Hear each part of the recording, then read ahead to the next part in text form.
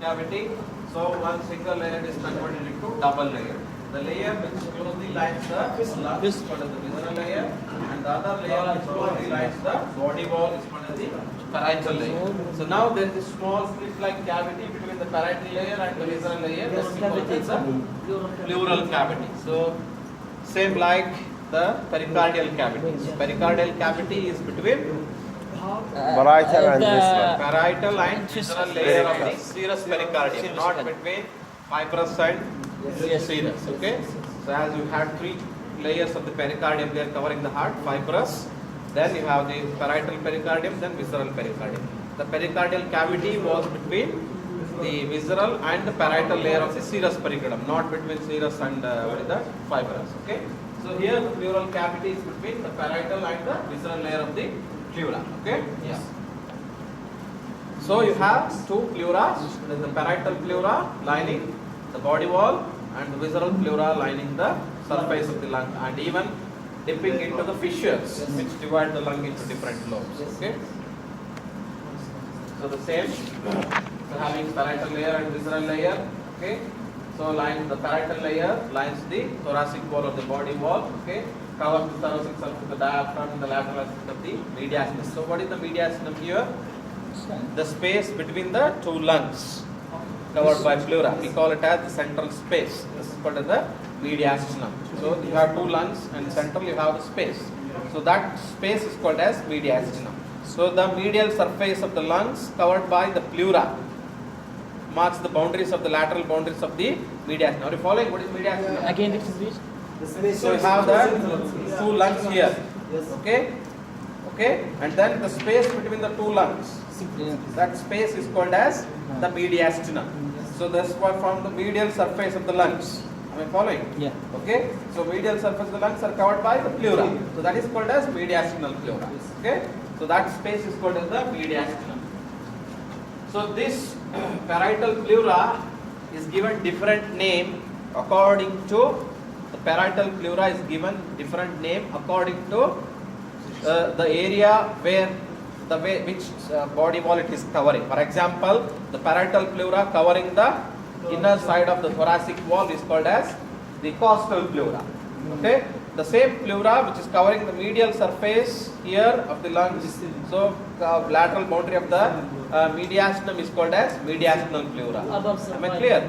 And where the part of the mediastinal, that is the pleura which is coming through the root of the neck, this is the cervical region, is called as cervical pleura. Similarly, the lower, the diaphragm, the pleura covering the diaphragm is called as diaphragm pleura.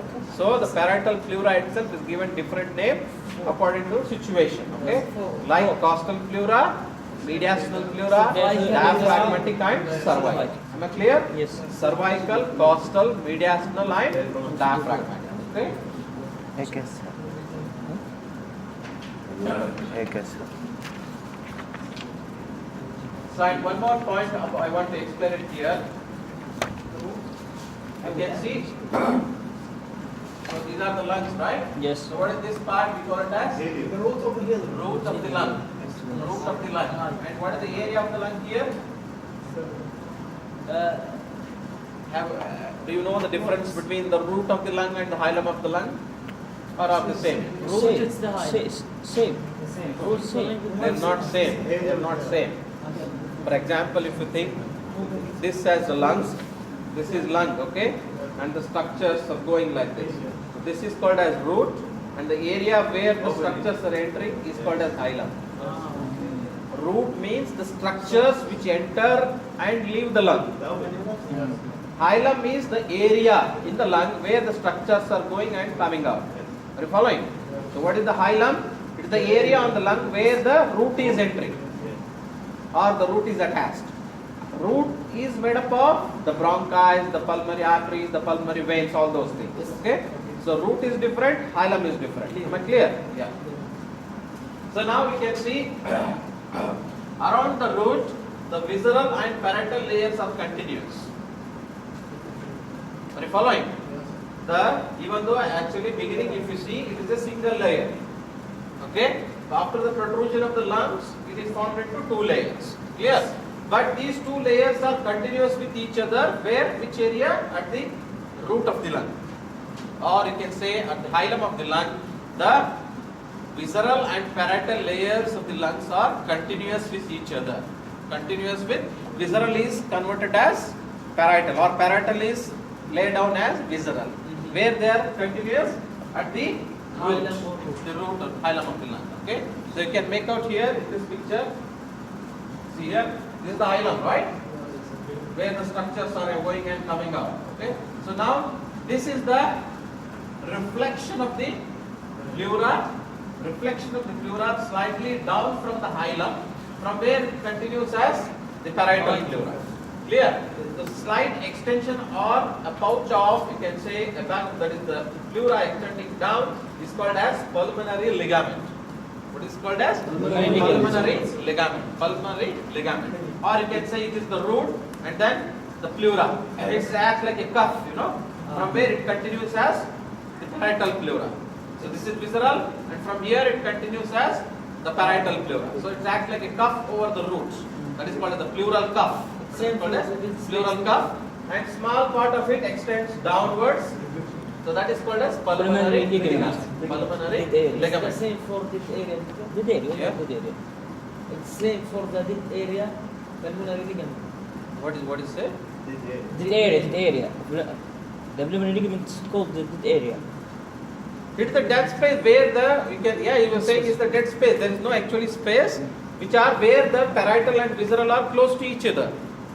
Because it is actually, as I explained earlier, it is a single layer. Because of the extension of the protrusion of the lungs into the single layer, it is converted into two layers.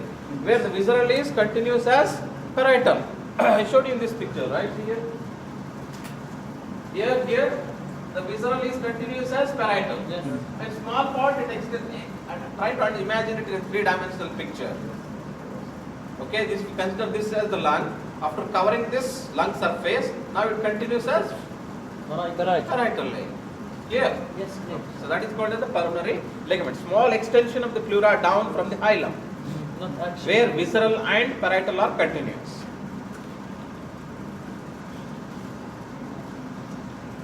So now the cavity, as already explained, it is the space between the parietal and visceral layers. Okay. So now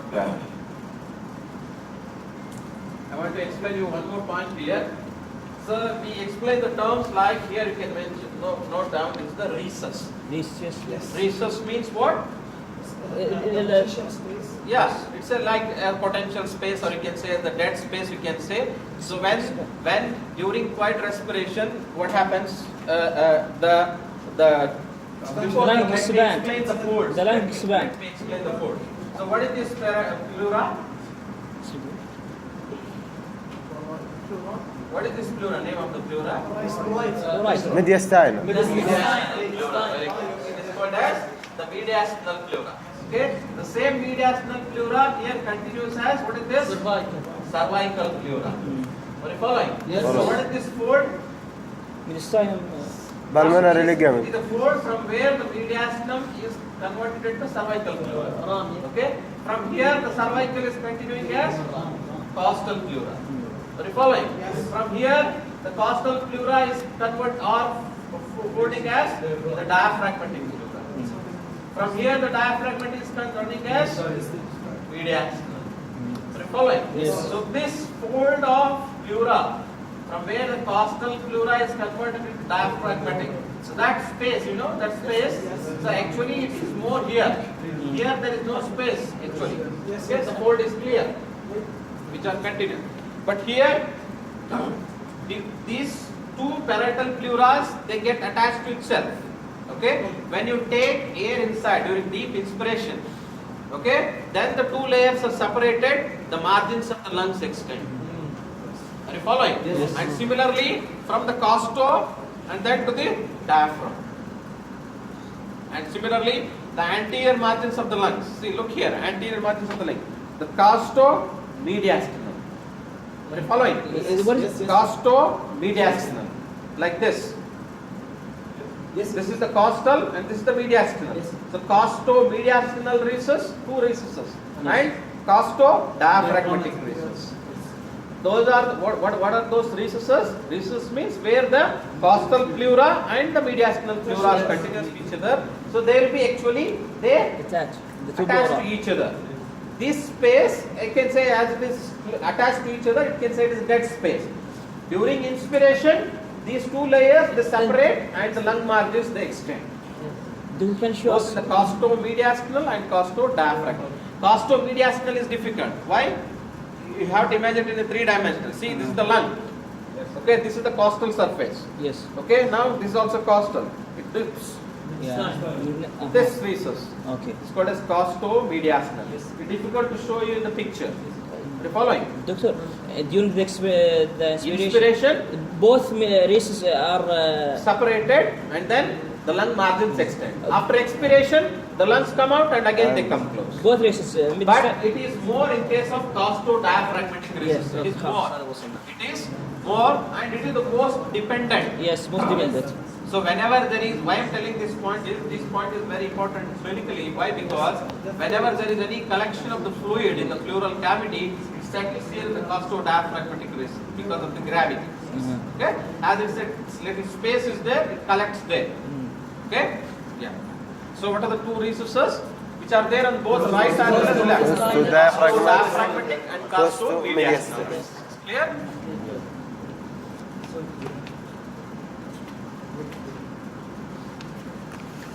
So you know, when the lungs will be moving, the lungs are expanding during inspiration and recoiling during expiration. So there will be friction between the lungs and the body surface, right? Yeah. So to prevent that, these lungs are covered by, and even the body surface is covered by the very smooth membrane, serous membrane, that is the pleura. That is the reason why it is the lungs and body surface inside they are covered by the membrane.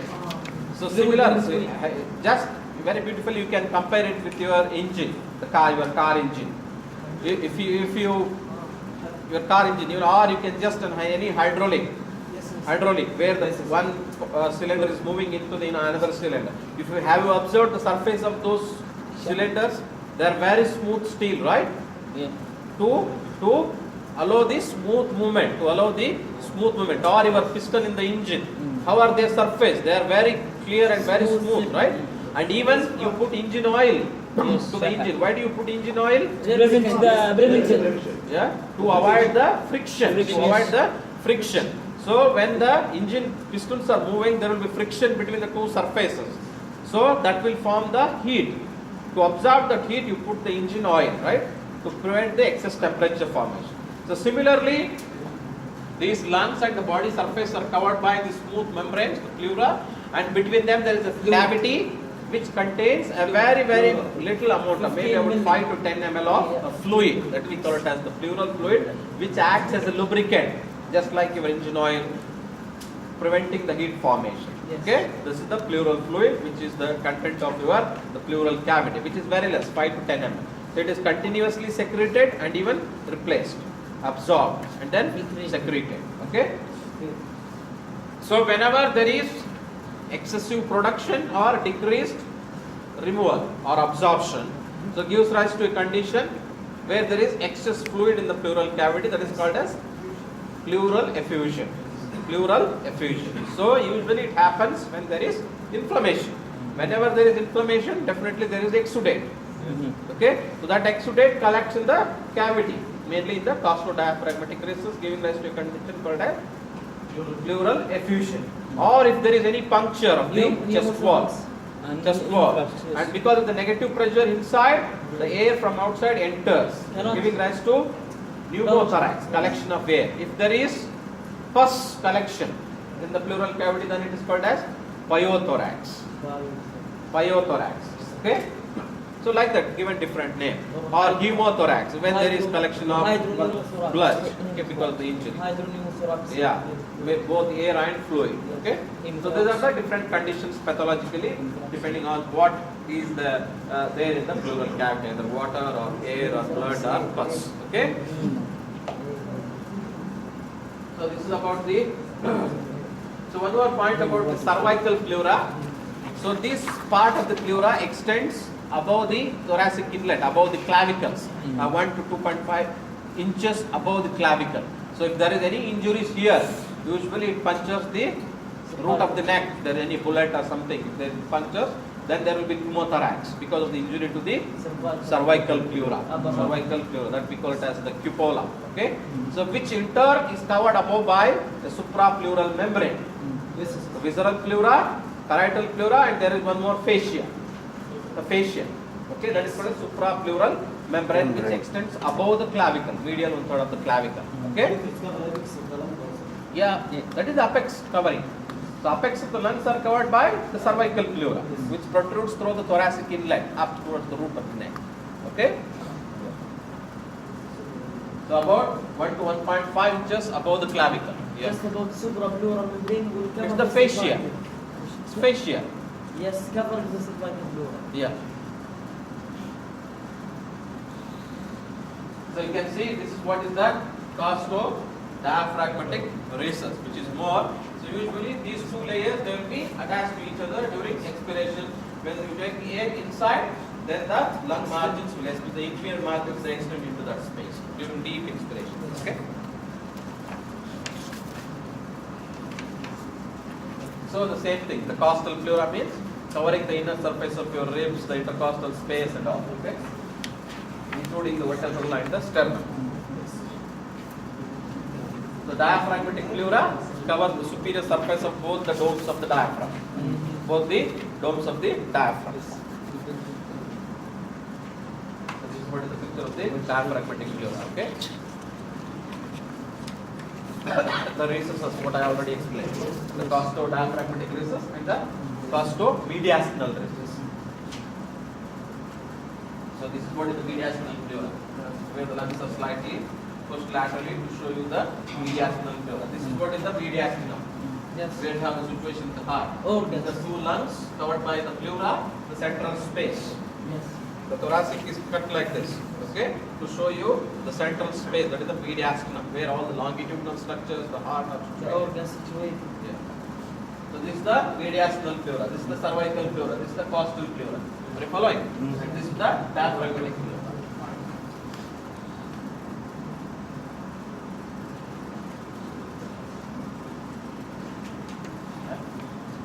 So now coming to the nerve supply and blood supply. Whatever the nerves and vessels are there in the vicinity of them, they will be supplied. For example, the costal pleura is supplied by the intercostal vessels, and the nerve supply is also by the intercostal nerves.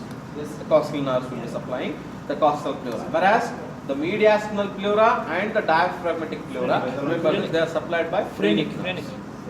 Phrenic nerve supplies the mediastinal pleura because they are in the vicinity. Okay, and even the diaphragmatic pleura because the diaphragm is also supplied by the phrenic nerve. So those nerves will also be supplying the diaphragmatic pleura also. Only the costal pleura is supplied by the intercostal nerves. Clearly? Clear? Yes. So then, one more important point about the difference in the nerve supply between visceral and the parietal pleura. So parietal pleura, as it is supplied by the somatic nerves. Yes. Somatic nerves, it is sensitive to pain, temperature, and all. Okay. Whereas the visceral pleura, it covers the viscera. It is supplied by only the autonomic nerves.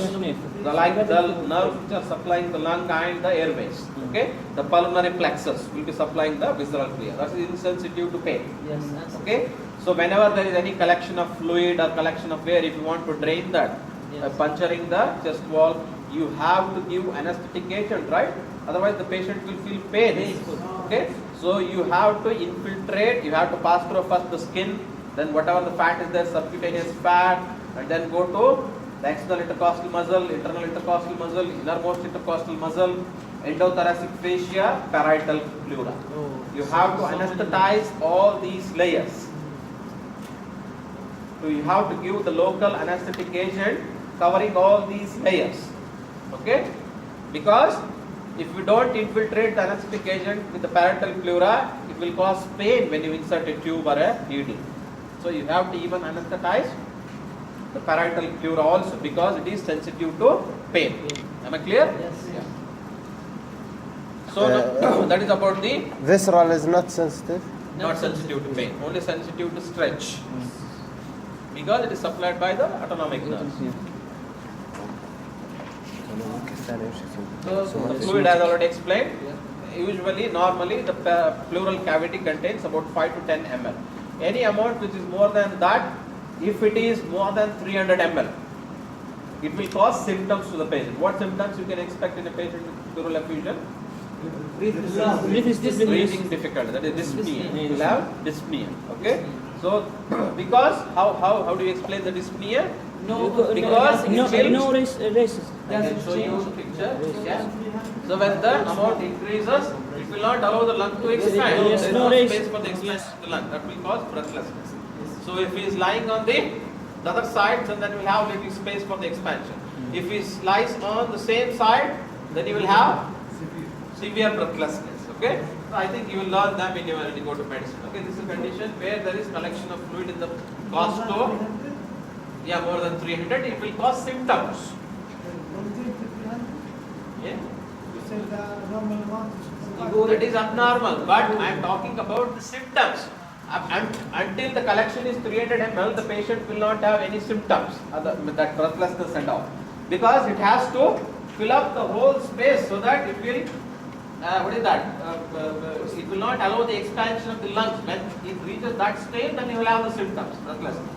Okay? I think it has Before that, it will have even you have pain. When there is inflammation, definitely you will have chest pain and all. difficulty in expanding into the vein. Doctor, clinically, if there is pleural effusion, if we lie on the other side, you really? So that you will have only when during exertion. Those symptoms will come. When there is exertion, you will feel breathlessness. You will have the pleural, that is the pain in the area where the inflammation is there. Those symptoms will come. But if the fluid is less than 300 ml, usually he will not present with the symptom of breathlessness. He may have some pain, he may neglect that. But the breathlessness, when the fluid amount reaches more than 300 ml, then he will have breathlessness, and then he will come to the doctor. Okay? So clinically diagnosable amount is more than 300 ml. Less than 300 ml, he doesn't have much symptoms, especially the breathlessness. So what is pleurisy? That is the same inflammation of the pleura. So either it may be directly or from secondary to lung infections. Okay. So now one more important point here about surface marking of the pleura. Why is it important? Why you should know the marking of the pleura on the surface of the body? Because If there is inflammation, you should take the specific segment of the part. for example, the patient, you come with the breathlessness and all, you take X-ray, so you find fluid. Okay? So you have to take out the fluid. You have to take out the fluid or release the air. Otherwise, the patient is, example, especially the pneumothorax and all, they are emergency situations. If you don't relieve the air, if you don't release the air from the cavity, you may die immediately. Okay? So, or whenever there is full pleural effusion, amount is too much. Okay, you have to drain to relieve his symptoms. You have to drain that fluid. So that is called as pleural tapping. Tap the pleural cavity. Okay? So, you should be knowing where to put the needle to drain the fluid or to release the air. Is it not? Yes. So, if you go up, you may be injuring the lung.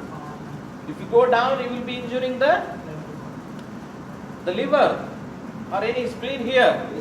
So you should be knowing which spaces you have to puncture to drain the fluid or the air. Right? So otherwise, see here.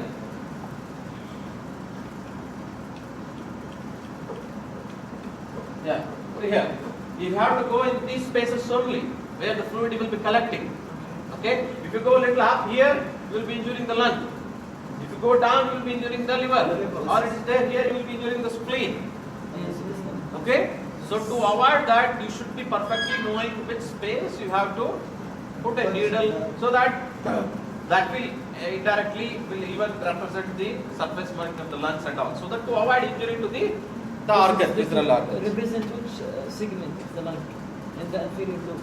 I will explain it. In case of pneumothorax, they remove the air to album. Why? You put down and set the Wherever you puncture, that will be released. That will be the ribs. How do you count the ribs? Angle. Locate the sternal angle. Yes. What is sternal angle? It is the manubriosternal joint. Manubriosternal joint. Yes. Okay, joint between manubrium sterni and the body of the sternum. So that joint, there is an angle, that is the sternal angle. Go lateral to it, that is the second rib. Okay. From there you go on counting the ribs down. Yes.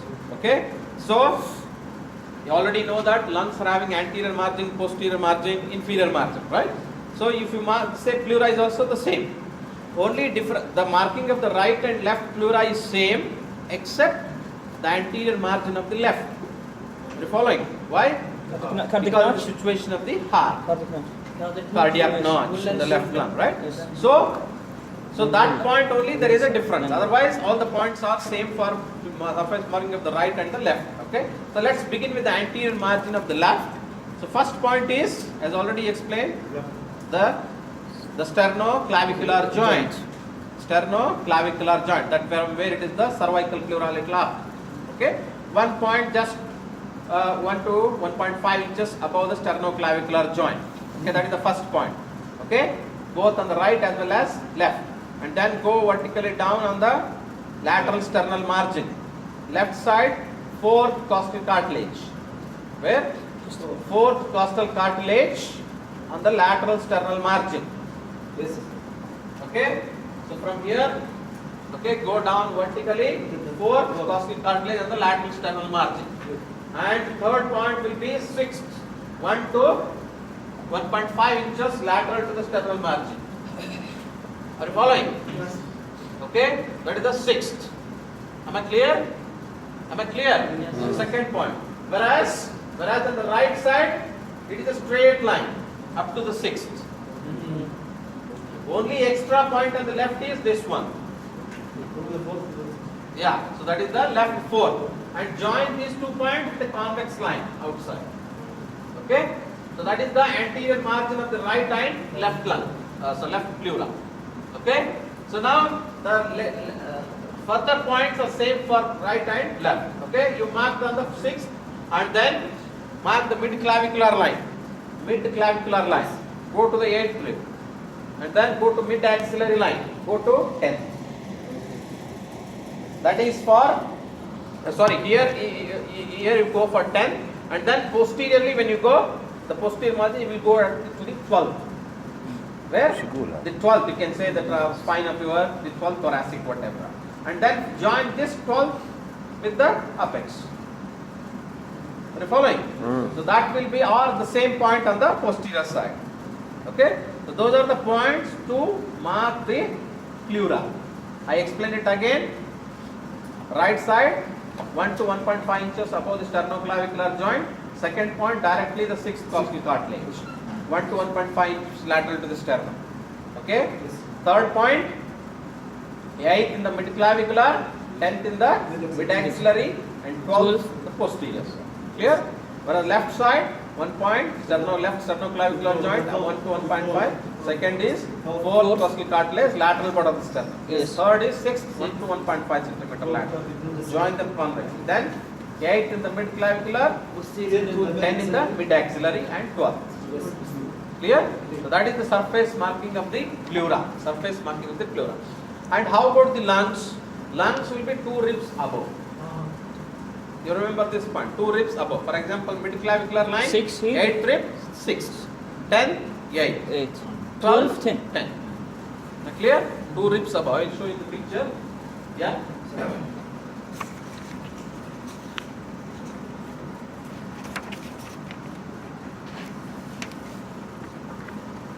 See there?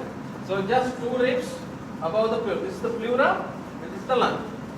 So usually you go in the 8th or 9th intercostal space to puncture the pleural cavity to tap the pleural fluid. Okay? And even how do you do the procedure? First you have to anesthetize. Before anesthetizing, you have to ask the patient to breathe out forcefully. First ask him to breathe out forcefully and hold the breath. Breathe out and then hold the breath. Not allow him to take the air inside for a second. Okay? And then you puncture. By that procedure, what you will do? You will be uplifting the lungs. Okay?